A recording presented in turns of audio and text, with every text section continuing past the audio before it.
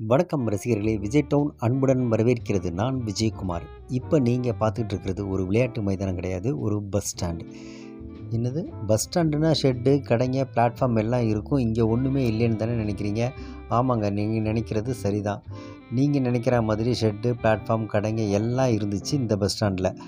இப்போ இந்த பஸ் ஸ்டாண்டை இடிச்சிட்டு புதுசாக பஸ் ஸ்டாண்டு கட்ட போகிறாங்க.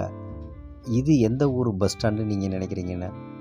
புதுக்கோட்டை பஸ் ஸ்டாண்டு தாங்க இது. புதுக்கோட்டை பேருந்து நிலையம். புதுக்கோட்டை பஸ் ஸ்டாண்டு கட்டி ரொம்ப வருஷமாச்சு. ஸோ அதனால் இந்த பஸ் ஸ்டாண்டை இடிச்சிட்டு புதுசாக பெருசாக கட்ட போகிறாங்க.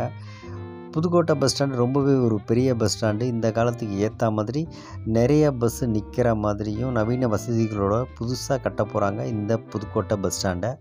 அதனால் பஸ் ஸ்டாண்டை இடிச்சிட்டு பஸ் ஸ்டாண்டு பின்னாடி இருந்த பஸ் டிப்போவில் தான் இப்போ தற்காலிக பேருந்து நிலையம் இயங்கிக்கிட்டு இருக்கு. கூடிய விரைவில் புதுக்கோட்டை மக்களுக்கு புதுசாக ஒரு நவீன பேருந்து நிலையம் கிடைக்க போகுது.